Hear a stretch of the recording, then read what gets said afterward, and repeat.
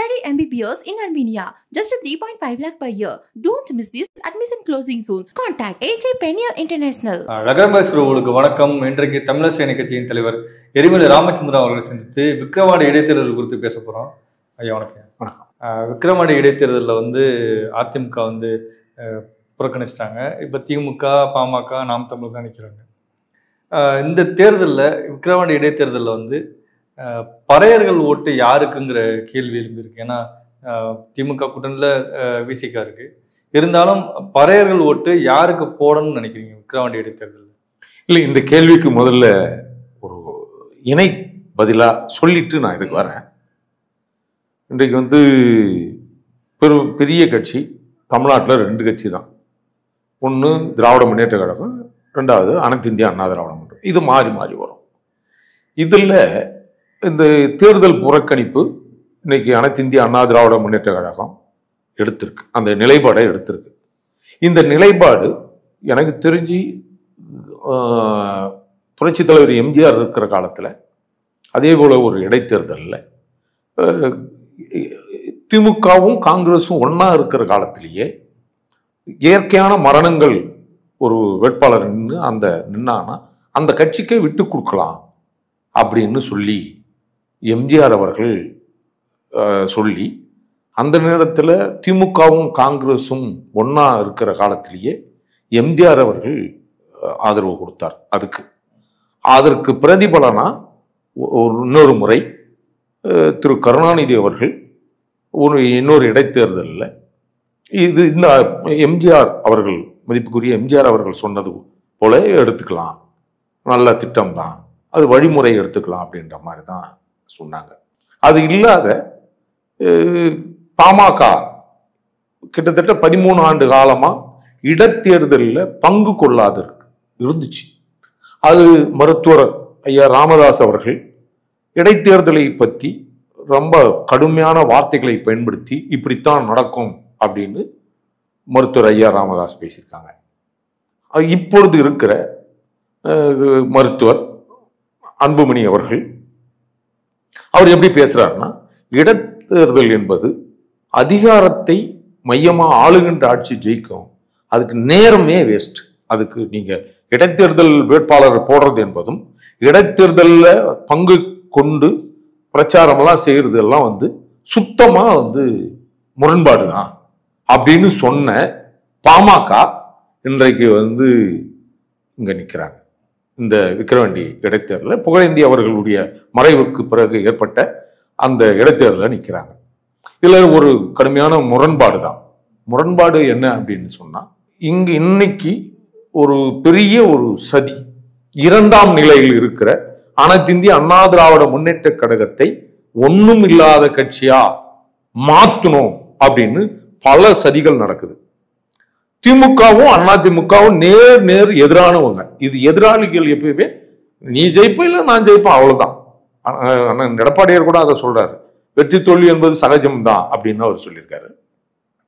இதுல பாமக என்ன நினைக்குது அப்படின்னா, அனைத்து இந்தியா இங்க ஒரு தமிழர் இருக்கிறார். இது ரொம்ப நுட்பமா பார்க்க வேண்டியது. அனைத்து இந்திய அண்ணா திராவிட முன்னேற்ற கழகத்தில் ஒரு தமிழர் தலைமையேற்றிருக்கிறார். அது மிகப்பெரிய சாதனை. இந்த நேரத்துல இவர் தொலைநோக்கு பார்வையால எம்ஜிஆர் அவர்களுடைய மறைந்த எம்ஜிஆர் அவர்களுடைய பார்வையில தான் இந்த தேர்தல் புறக்கணிக்கு பண்ணியிருக்காங்க. இது 100% சரியானது தான். இந்த போட்டி என்பது அனைத்து இந்திய அண்ணா திராவிட முன்னேற்ற கழகத்துக்கும் திராவிட முன்னேற்ற கழகத்துக்கும் நடக்க வேண்டிய இந்த போட்டி இன்றைக்கு திராவிட முன்னேற்ற கழகம், அதற்கு அடுத்து ஏடிஎம்கே, அது அண்ணா திராவிட முன்னேற்ற கழகம் இல்லை, பாரதிய ஜனதா கட்சி இங்க கால் ஊன பாக்குது. அதற்கு ஒரு சங்கியை தோல்ல போட்டு சுமக்கிற வேலை ஒரு தமிழருக்கு. அது நினைச்சா கொஞ்சம் வருத்தம் தான். நமக்கும் ஐயா மருத்துவர் ஐயாவுக்கும் நிறைய கருத்தியல் முரண்பாடு இருக்கு. ஒரு நேரத்தில் தமிழ் தேசியம் பேசிய ஐயா அவர்கள் இன்றைக்கு இப்படி மாறிட்டாரே என்ற வருத்தம் இருக்கு. பல வன்னிய இளைஞர்களும் வன்னிய பொறுப்பாளர்களும் என்னோடு நேருக்கு நேர் பேசிய, ஏன்னா சக உறவுகள் தான் தமிழ் குடிகள், பேசும்போது கூட ஐயா அவர்கள் மிகப்பெரிய எங்கள் சமுதாயத்துக்கு மிகப்பெரிய தப்பு பண்ணிட்டாரு, துரோகம் பண்ணிட்டாரு. 10.5 சொன்னது அனைத்து இந்திய அண்ணா திராவிட முன்னேற்ற கழகம். அவர் ஒரு தமிழர் இல்லையா, தமிழர். இந்த இடத்துல வன்னியர்களுடைய ஓட்டு சதவீதத்தை பாரதிய ஜனதா கட்சிக்கு என்னமோ பெரிய ஓட்டு வங்கி இருப்பது போல் ஒரு மாயையே அவங்க என்ன இங்க சொல்றதுக்கு. பாமா இது வட மாவட்டம், அங்க ஒண்ணும் இல்லை. விக்கிரவாண்டியில ஒட்டு மொத்தமா என்ன ஓட்டு இருக்கு? 2,83,603 ஓட்டோ என்னவோ இருக்கு. அது குறிப்பா பறையர்கள் ஓட்டு 28.6% பறையர்கள் ஓட்டு. மதம் மாறி போன பறையர்கள் அது போன ஓட்டெல்லாம் சேர்த்தீங்கன்னா கிட்டத்தட்ட 30% ஓட்டு பறையர்கள் ஓட்டு விக்கிரவாண்டி தொகுதியிலே இருக்கு. ஆக பெரும்பான்மை சமுதாயம் இல்லையா, பெரும்பான்மை சமுதாயத்தை யாருமே பாருங்க பறையர்களை மையமாச்சு ஒரு வட மாவட்டத்தில் நடந்தான ஆகணும். ஆனா யாருமே அதுக்கு அதை பற்றியே பேசுவதற்கு நாதியற்ற சமூகமா இன்னைக்கு இருக்கு. வேங்கவையிலாகட்டும் பல இன்னல்கள் பறையர்களுக்கு நடக்கின்ற பொழுது, ஒரு முதுக்குடி தமிழர்களுக்கு நடக்கும் பொழுது மருத்துவர் ஐயா குரல் கொடுத்திருக்காரா? எங்கேயாவது பேசியிருக்காரா? இல்லை. அப்ப இந்த ஓட்டு யாருக்கு போகும் அப்படின்னா, திராவிட முன்னேற்ற கழக ஆட்சிகள் தான் பல்வேறு நிலைகளில் சாதிய கொடுமைகள் இங்க அதிகமா இருக்கு. பல குற்றங்கள் நடந்துட்டு இருக்கு. தினமும் ஒரு கொலை நடக்குது, தினமும் கொலை நடக்குது, தினமும் கற்பழிப்பு நடக்கு, திருட்டு நடக்கு. இங்க ஒட்டு மொத்தமா சட்டம் ஒழுங்கு சீர்கெட்டு போயிருக்கு. இந்த நேரத்துல பறையர்கள் வாக்கு மலம் கலந்து பிடிக்க முடியாத அரசுக்கு யாரும் ஓட்டு போட மாட்டாங்க. பானையை உடைப்போம். ஒரு தமிழர் இன்னொரு தமிழர் நிக்கிற இப்படி பாருங்களேன். நான் கூட்டணி அரசியலே பேசல. இப்படி பாருங்க, ஒரு தமிழர் சிதம்பரத்தில் நிற்கிறாரு, இன்னொரு தமிழர் தருமபுரியில் நிற்கிறாரு. இந்த தமிழருடைய பானையை உடைப்புன்னு இன்னொரு தலைவர் பேசலாமா? இது எப்படி? வட இந்தியாவில் சாதி மத கலவரத்தை ஏற்படுத்தி ஓட்டு வாங்கி ஜெயிக்கிற அந்த முறையை மருத்துவர் அண்ணன் அன்புமணி அவர்கள் இப்படி பேசலாமா? அது முரண்பாடு தானே. அது எல்லா பறையர்களுடைய மனசுலையும் ஈட்டியை வச்சு குத்துனது போல தானே இருக்கும். அப்படி எப்படி இந்த வாக்கு 30% ஓட்டு பாமகவுக்கு போகும்? திமுகவுக்கும் போவாது. இங்க திமுக இந்த மாதிரி தவறுகள் இருக்கு. மலம் கலக்கிறது மட்டும் இல்லை, ஆணவ கொலைகள் எல்லாமே நடக்கு. பறையர்களுக்கு எந்த விகிதாச்சாரத்தினுடைய அடிப்படையில் எந்த ஒரு சலுகையும் இந்த திராவிட மாடல் அரசு செய்யல, எதுவுமே செய்யல. பறையர்கள் நிற்கதியா அனாதையாக இங்க அகதிக போல் வாழ்ந்துட்டு இருக்கிறாங்க. எப்படி திமுக ஓட்டு போடுவாங்க? நீங்க பாராளுமன்ற தேர்தலை வச்சு இது கணக்கு போடக்கூடாது. அதுக்கும் இதுக்கும் சம்பந்தம் இல்லை. இது சட்டமன்ற தேர்தல், இது சட்ட மாநில உரிமையை பேச போற ஒரு தேர்தல் இல்லையா? அப்போ மாநிலத்தில் நடக்கின்ற இந்த தேர்தல்ல பாமக சாதி ரீதியா அவங்க தன்னைத்தானே வளர்த்துக் கொள்வதற்காக தமிழ் குடிகளிலே மோதலிலே குளிர்காயணும்னு நினைச்சு தமிழர்கள் ஒற்றுமையை விரும்பாமல் சாதி சிக்கலில் கடக்கணும். அண்ணன் காடு வெட்டியார் தெல்ல தெளிவா சொல்றாரு, ஏம்பா எங்க சாதியிலேயே நீங்க நாங்க நினைக்கிற மாதிரி எங்க சாதியிலையும் பணக்காரங்கிறான் ஏழையும் இருக்கிறான், இங்கெல்லாம் சாதி எல்லாம் ஒண்ணும் இல்லை, எவ்வளவு கஷ்டப்படுற மக்கள் எவ்வளவு பேர் கூலி வேலைக்கு போறான்னு அண்ணன் காடு வெட்டி பேசியிருக்காரு. அப்போ இங்க என்ன நடக்குது? பறையர்களையும் இந்த நிலையில இருக்காங்க, உயர்ந்தவங்களும் இருக்காங்க, சாதாரண வேலையை செய்யறவங்களும் இருக்காங்க. அப்போ ரெண்டு சமூகம் வட மாவட்டத்துல பெருசா உயர்ந்தரல, பெருசா தாழ்ந்தரல, ரெண்டு நிலையிலும் ஒரே சமமா தான் இருக்காங்க. நீங்க சொல்ற மாதிரி பாத்தீங்கன்னா அப்படிதான் இருக்காங்க. அதுதான் அண்ணன் காடுவெட்டி குரு சொன்னார். ஆனா அவர் பார்த்த அந்த பார்வை இன்றைக்கு மருத்துவர் குடும்பத்திலிருந்து பாக்குறாங்களா அப்படின்னா இல்ல. என்ன இவங்க எப்படி பாக்குறாங்க? ஒரு பானையை உடைப்போம் அப்படின்னா என்ன அர்த்தம்? அது தப்பு தானே. அப்போ பாமகவுக்கு ஓட்டு போவாது.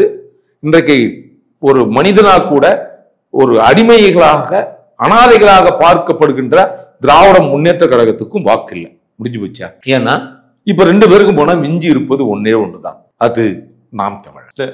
நாம் தமிழருக்கு பறையர்களோட ஓட்டு போகும்னு நினைக்கிறீங்க? கண்டிப்பா போகும். இந்த ஒரு இங்க என்ன நினைக்கிறாங்கன்னா, ஒரு சமூகத்தை பத்தி யார் பெருமையா பேசுவார்களோ, இத்தனை ஆண்டு காலம் தாழ்ந்தவன் தாழ்த்தப்பட்டவன் தலித் அடிமைன்னு கேட்ட இந்த காதுகள் சிவன் குலம் சிவ பறையன்னு ஒருத்தர் சொல்லியிருக்காரு. அதுக்கு தான் இந்த ஓட்டு கிட்டத்தட்ட 30% ஓட்டு. உயர்ந்தவன், நீயும் இந்த மண்ணை ஆண்டவன், உன் சாதியிலையும் நந்தன் வழி வந்தவன்.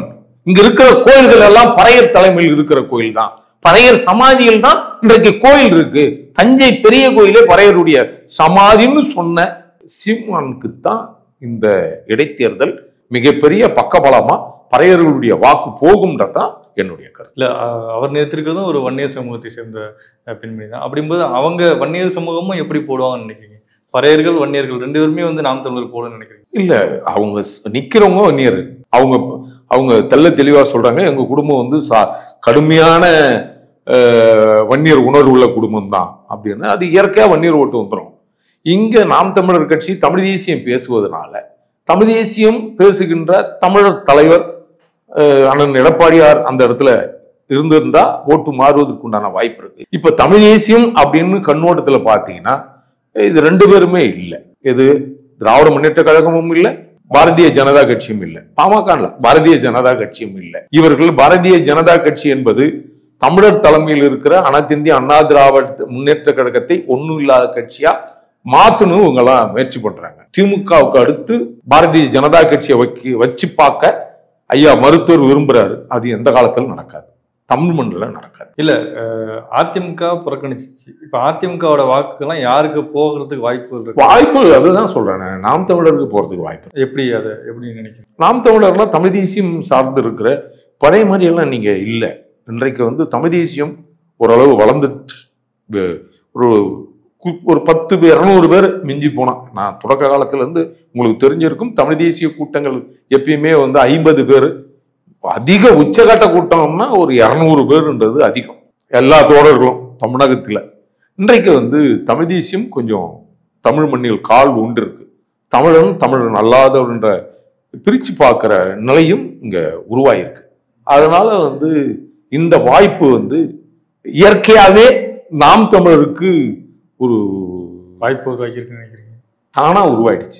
தானா உருவாயிடுச்சு, அசைக்க முடியாத உருவாயிடுச்சு. யாரும் தடுக்க முடியாது, யாருடைய வளர்ச்சியும் யாரும் தடுக்க முடியாது. அதனால இப்போ இந்த கருத்தியல்ல மருத்துவர் மேல இருக்கிற அந்த அது கூட இல்லை, நம்பிக்கை இல்லை. இத்தனை ஆண்டு காலம் எத்தனை இளைஞர்களுக்கு இவர்கள் வேலை வாய்ப்புகளை உருவாக்கி கொடுத்துருக்கிறார்கள், எத்தனை பேர் படிக்க வச்சிருக்கிறாங்க, எத்தனை பேர் வந்து பயனடைஞ்சிருக்கிறாங்க அப்படின்னு பார்த்தீங்கன்னா அப்படியெல்லாம் வாய்ப்பு குறைவு தான். உண்மையிலேயே எனக்கு தெரிஞ்சு பல வன்னியர் சமூக குடும்பங்கள் பெருசா ஒன்றும் பாமக பங்கெடுத்து அமைச்சரவையில், மத்திய அமைச்சரவையில் பங்கெடுத்து கூட பெரும்பாலான வன்னியர்கள் ஒன்றும் பெருசா பயன்படலைன்றது நிதர்சனமான உண்மை. இது யாரும் மறுக்க முடியாது. அதனால பாமக இந்த இடத்துல அதுவும் சங்கியோட ஏறி வரும்போது நிச்சயமா அவர் புறக்கணிக்கப்பட்டுருவார். இன்னொன்னு கூட பாருங்க, ஏன் நாம் தமிழர் வாய்ப்பு அதிகம் இருக்கு அப்படின்னா, 2011 தேர்தலே ஆகட்டும், 2014 தேர்தலே ஆகட்டும், அனைத்து இந்திய அண்ணா திராவிட முன்னேற்ற கழகத்தை நாம் தமிழர் வந்து நட்பு சக்தியா ஆதரவு சக்தியா தான் நடந்திருக்கு. உங்களுக்கு தெரிஞ்ச விஷயம்தான். அதே போல இன்றைக்கு வந்து பாரதிய ஜனதா கட்சியினுடைய அச்சுறுத்தல் தமிழ்நாட்டில் வந்து மிகப்பெரிய இங்க இருக்கிற மண்ணின் மைந்தர் கட்சிகளுக்கெல்லாம் மிகப்பெரிய ஒரு அச்சுறுத்தலை கொடுத்துட்டு இருக்கு. அதனால பாரதிய ஜனதா கட்சியினுடைய ஓட்டு சதவீதம் கூடுமானால் இங்கு தமிழர் நிலத்துக்கு நிச்சயமா பாதிப்பு ஏற்படுத்தும். அதனால அனைத்து இந்திய அண்ணா திராவிட முன்னேற்ற கழகத்துக்கு நட்பு சக்தியா ஆதரவு சக்தியா அந்த காலங்களில் இருந்த நாம் தமிழர் கட்சிக்கு அனைத்து இந்திய அண்ணா திராவிட முன்னேற்ற கழகத்தினுடைய வாக்குகளும் தேமுதிகவினுடைய வாக்குகளும் நிச்சயமா நாம் தமிழருக்கு வரும்ன்றதான் என்னுடைய கருத்து. இவ்வளவு நேரம் உங்க நேரத்தை எங்களுக்கு நன்றி.